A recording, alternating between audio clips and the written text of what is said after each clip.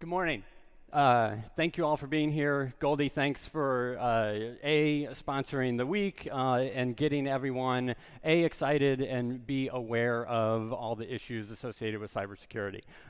You do have a great agenda. I wish I could stay for the entire day. Unfortunately, I can't. I've got a couple other things that we have to do, but really look forward to the dialogue that you all are going to have all day. I want to start with a little bit of a story. So 10 years ago, I was the Defense Intelligence Agency Chief Information Officer. And one of the jobs, and I'd been that for a little less than a year at that point in time, and one of the roles of the DIA CIO is to run this thing called JWICS, which if you're not familiar with is the Joint Worldwide Intelligence Communication System, essentially the nation's top secret SCI internet. So the way that the government interacts at the top secret level. And almost exactly 10 years ago, so I think it was October 25th, was a Saturday afternoon, and I was out sailing on the Chesapeake Bay, because that's something I like to do, and my phone rang, and it was a colleague from the National Security Agency's Advanced Network Operations Group, basically the people who do the offensive cyber efforts at NSA, and he said, "Hey Grant, I need you to get to a secure phone and give me a call as soon as you can." And I'm thinking, well, I'm on a boat. That's not terribly convenient right now for me. But he said, "Don't worry, I'll be here whenever you get to the phone," which was my second indication that it probably wasn't going to be a good day. So we go back to shore. I go into the office. I call him. And the day before, on that Friday, NSA had identified a malicious worm, which later became known as agent.btz, that seemed to be able to cross domains, so jump air-gapped networks via USB drives. So via thumb drives, and apparently a USB drive had been picked up by a soldier in Afghanistan, put into an unclassed computer, later put into a classified secret level computer, and was trying to move data back and forth. So the good news is that NSA that night, after they discovered it, they created a tool that they could use to find this virus if it was on a network or a system. And so they wanted to install it on JWICS, and if they installed it in the basement of the DIA building, it would actually cover all of JWICS globally. So by Sunday afternoon, we had this tool installed, and we were able to identify if anything was trying to beacon out or if this worm was anywhere in the JWICS environment. This kicked off a DoD operation, because everything in DoD is an operation, called Buckshot Yankee. And we spent essentially some number of months trying to disable every USB drive in the Department of Defense on all classified and unclassified systems. Some of you might have been involved with that, or lost some capability potentially because of it. And essentially, we got to meet with the chairman of the Joint Chiefs of Staff, the commander of U.S. Cyber, or not just U.S. Cyber Command, we had a sub-unified command, Keith Alexander, and then also the commander of U.S. Strategic Command, every single morning with a whole bunch of other 3 and 4 stars in the room, talk to them about IT and cybersecurity and educate them enough about things that they really didn't understand, save probably Keith Alexander, and have them ask questions we didn't know the answers to, and then go find answers, and then do that again the next day. It was sort of like, wash, rinse, and repeat, like the shampoo bottle. And we did that for about 90 days. And it really became an eye-opener and a bit of a call to action for the Department of Defense around cybersecurity, arguably propelled U.S. Cyber Command to being a full unified command as opposed to a sub-unified command, although that certainly took a number of years. So that was all about response, right? How do we respond to a cyber incident? What do we go do about it? A lot of knee-jerk, a lot of creating on the fly. A month ago, the president signed out and approved, and we released the National Cyber Strategy. And the National Cyber Strategy talks very little bit about response, but it's more of what are we going to do about it, right? How do we get ahead of the cyber challenges we have? These challenges aren't going away. They're not ones that we ever get to we're done and we fix it.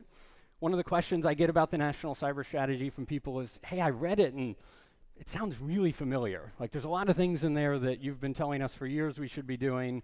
And in fact, that is true, and it's true partially because cybersecurity is about doing the basics. It sounds really sexy. We have events and great venues like this. However, at the end of the day, it's about doing a lot of patching and a lot of basic grunt work and doing it well day in and day out. Because the vast majority of cyber incidents that we have come through well-known, previously known vulnerabilities that just haven't been dealt with. So it's really just, if you just deal with the things that are already known out there, you're going to be in pretty good shape.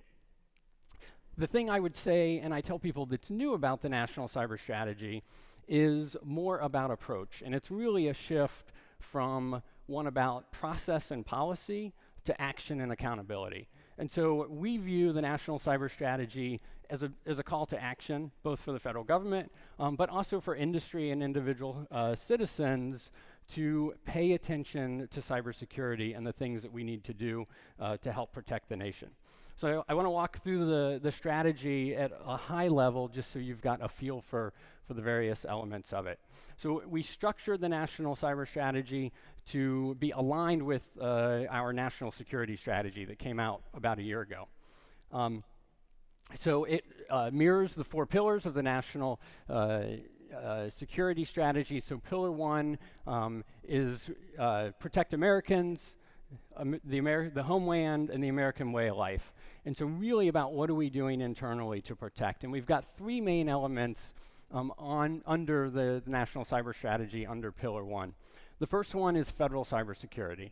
So what are we doing to enhance and defend the federal networks and systems that many of our citizens depend on, that hold your data and information that you use for all your government interactions with the government? What are we doing internally, and how are we enhancing our capabilities?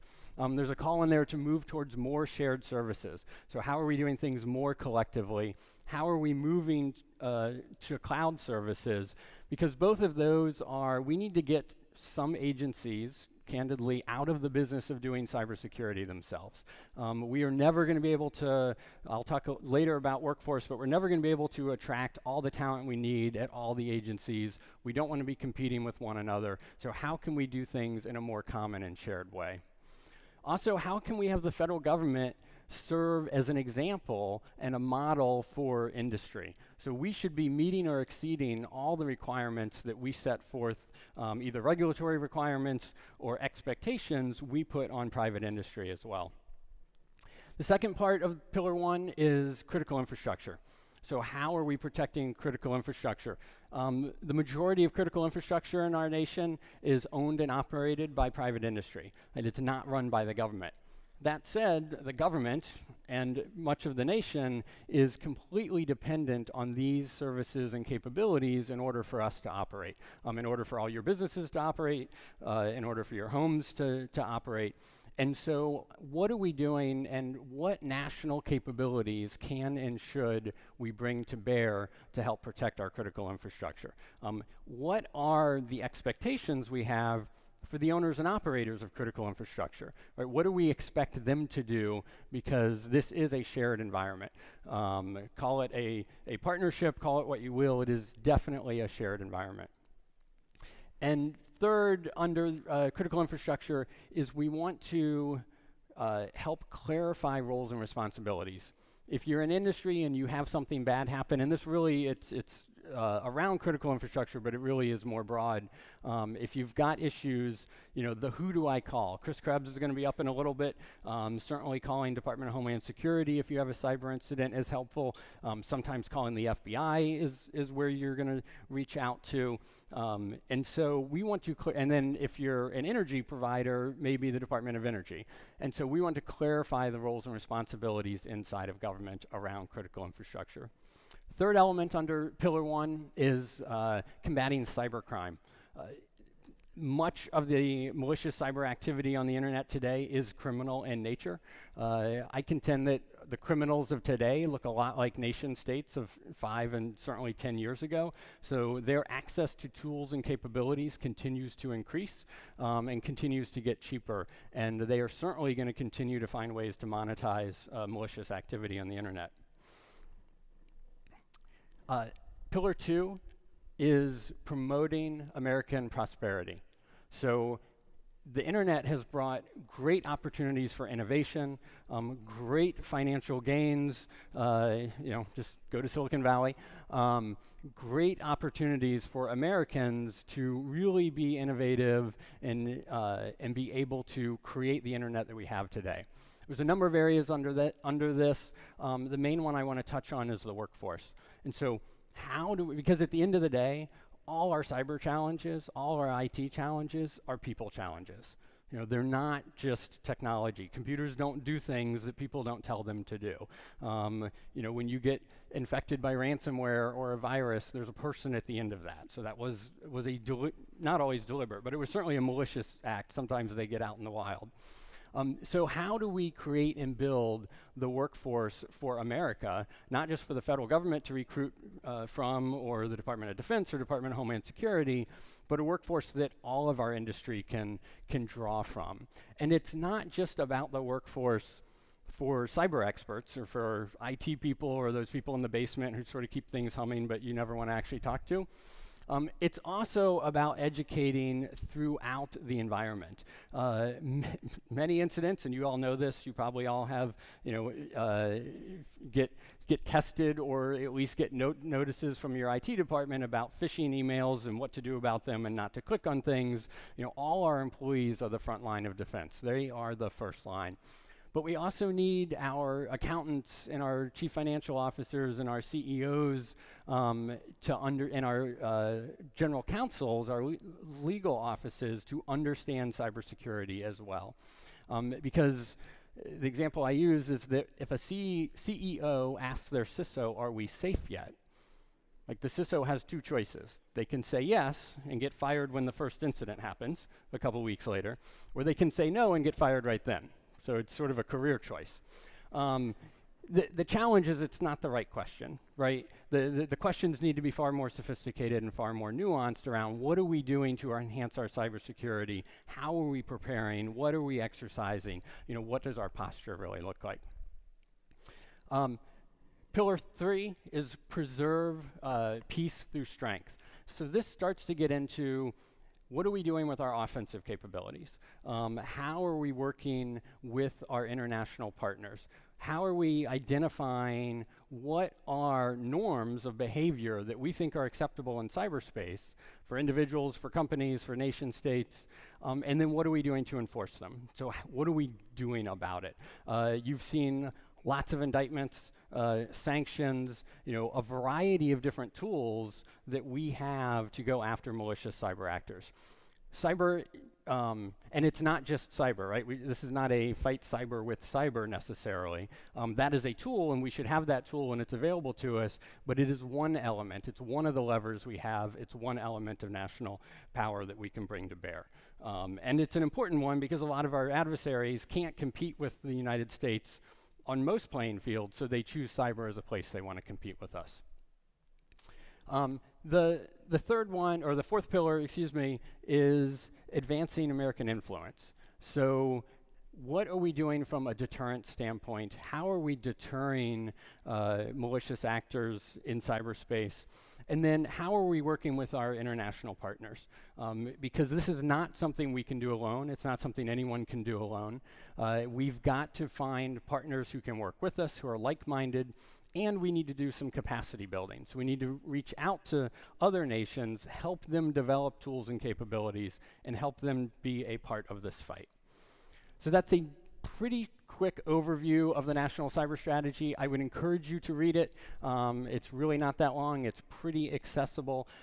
We really view it, though, as a call to action.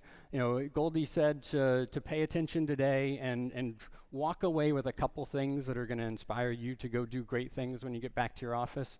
I would ask you to, be aware that we've got a national cyber strategy, continue to be ambassadors, continue to spread the word. This is National Cybersecurity Awareness Month. It's an opportunity for us, but cybersecurity awareness is not something we need, 1 month a year. It's something we need everyone to work on and everyone to think about every single day. So thank you for taking the time.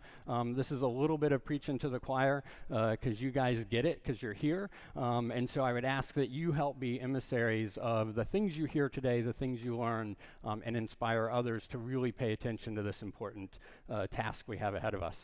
Thank you very much.